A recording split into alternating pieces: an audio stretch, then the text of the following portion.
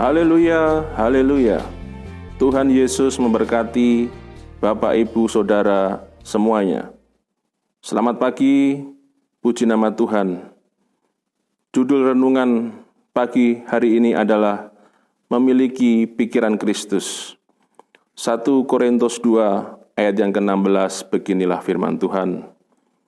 Sebab siapakah yang mengetahui pikiran Tuhan sehingga ia dapat menasehati dia, tetapi kami memiliki pikiran Kristus. Saudara-saudaraku, masalah dengan banyak orang terletak pada pikirannya. Kenapa dia panik? Kenapa dia bingung? Itu sebabnya hari-hari ini banyak orang cepat marah-marah. Kenapa? Karena banyak persoalan, banyak masalah. Sehingga saya berkata, our mind is a battlefield. Pikiran adalah tempat peperangan. Jadi kuncinya terletak pada pikiran kita, Bapak Ibu Saudara. Tapi tahukah Bapak Ibu Saudara, sebenarnya masalah kita tidak sebesar pikiran kita. Kekhawatiran kita tidak sebesar pikiran kita. Dan penyakit kita tidak sebesar pikiran kita. Oleh sebab itu, Rasul Paulus dengan berani berkata, bahwa kami memiliki pikiran Kristus. Dengan lain kata, Paulus mengerti betul apa yang sedang ia pikirkan. Paulus mengerti betul apa yang di dalam pikirannya. Jadi Paulus dengan tidak ragu dan berkata bahwa kami memiliki pikiran Kristus. Saudara-saudaraku, Alkitab sudah berkata, pada akhir zaman akan datang masa yang sukar. Dan kita, orang-orang yang percaya, akan menghadapi masa yang sukar itu dengan pikiran Kristus. Karena dengan memiliki pikiran Kristus, kita akan melihat kuasanya, kita akan melihat hikmat Allah di dalam setiap kehidupan kita. Sekarang persoalannya, bagaimana kita bisa memiliki pikiran Kristus? Oh, haleluya! Alkitab bukan hanya mengajarkan apa yang bisa kita raih, tetapi Alkitab juga mengajarkan bagaimana kita dapat meraih janji-janji Tuhan. Amin, saudara. Nah, yang saya pelajari dalam Alkitab, ada 3 hal penting supaya kita dapat memiliki pikiran Kristus. Yang pertama, jika jalan hidup kita dituntun oleh firman Allah. Saudara lihat ayat yang ke-6 sampai yang ke-7. Sungguh pun demikian, kami memberitakan hikmat di kalangan mereka yang telah matang, yaitu hikmat yang bukan dari dunia ini, dan yang bukan dari penguasa-penguasa dunia ini, yaitu penguasa-penguasa yang akan ditiadakan. Jadi suatu hari nanti, penguasa-penguasa dunia ini akan ditiadakan, saudara-saudara. Tetapi yang kami beritakan ialah hikmat Allah yang tersembunyi dan rahasia. Di mana rahasia Allah tersimpan? Allah tidak menyimpan rahasianya di surga, atau di dalam hatinya, atau di dalam lembaran-lembaran arsipnya. Tetapi perhatikan, Allah menyimpan rahasianya di dalam firman-Nya. Saudara tentu ingat cerita kitab Daniel berkata, meteraikan semuanya ini, karena semuanya akan disingkapkan pada akhir zaman. Bukankah hari-hari ini sudah dibuatkan dalam firman Allah? Jadi, rahasia Allah tersimpan di dalam firman-Nya. Dengan lain kata, kalau kita baca firman Tuhan dengan betul, tidak ada yang tidak kita ketahui dalam hidup ini. Kalau kita membaca firman Allah dengan benar, tidak ada yang akan membingungkan kita dalam hidup ini. Karena segala rahasia Allah telah disingkapkan di dalam firman-Nya.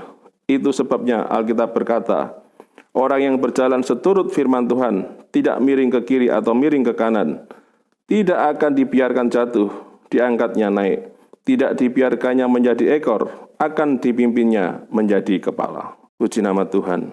Saudara-saudaraku, bicara tentang firman itu, bicara tentang hikmat Allah. Artinya seseorang yang hidup di dalam firman adalah seseorang yang memiliki hikmat Allah. Jika hari-hari ini hidupmu terasa berat, kaki dan tanganmu terasa dipaku, disalibkan, dan tidak ada jalan keluar lagi, jangan putus asa, karena Yesus tetap punya jalan keluar yang terbaik bagi anak-anaknya. Itulah hikmat Allah. Allah tidak pernah ada di jalan buntu. Engkau boleh sekolah tinggi, tetapi dalam menghadapi masalah hidup, masalah ekonomi, dan masalah keluarga, engkau angkat tangan. Sekolahlah di bawah kaki Tuhan. Jika engkau belajar Alkitab dengan benar, di tengah kesulitan sekalipun, hikmat Allah akan bicara kepada saudara apa yang harus saudara lakukan. Kenapa kita harus hidup di dalam firman? Karena firman itu membuat kita mengerti lebih daripada pikiran manusia. Ayat yang ke-8. Tidak ada dari penguasa di dunia ini yang mengenalnya. Sebab kalau mereka mengenalnya, mereka tidak menyalihkan Tuhan yang mulia. Saudara-saudaraku, seseorang yang hidup di dalam firman, dia bisa mengambil keputusan yang lebih daripada orang-orang yang berkuasa sekalipun. Oleh sebab itu, Alkitab berkata, Daniel Tuhan berkati 10 kali lebih pintar daripada orang lain. Puji nama Tuhan. Itulah sebabnya pada hari-hari ini, bagaimana kita bisa memiliki pikiran Kristus. Yang pertama, waktu kita berjalan dan hidup di dalam firman Tuhan. Dan yang kedua, kalau hidup kita dalam pimpinan Roh Kudus-Nya. Ayat 9 dan 10. Di situ dikatakan bagaimana Allah menyatakan kepada kita di dalam roh-Nya, yaitu saat kita sedang berdoa. Saudara-saudaraku, jika kita lihat ayat yang 14, di situ dikatakan bahwa orang yang hidup dengan roh Allah kadangkala akan dibenci oleh orang-orang di sekitarnya.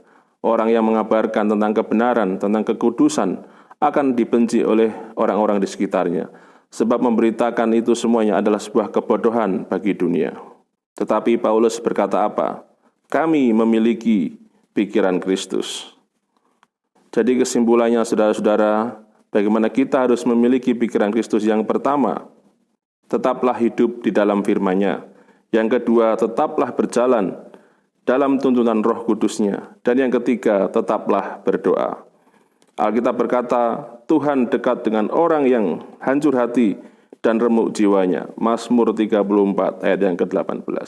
Amin. Tuhan Yesus memberkati. Mari kita berdoa. Bapa di dalam surga, kami menyerahkan seluruh sidang jemaat-Mu ke dalam tangan kemurahan-Mu.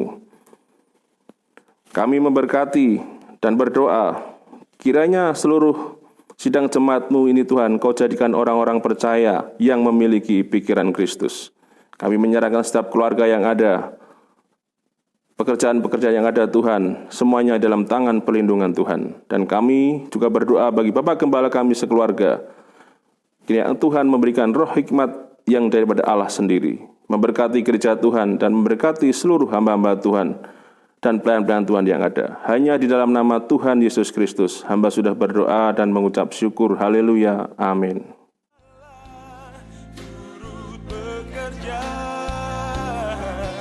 Tiada yang mustahil bagi orang percaya, karena Roh Allah turut bekerja di antara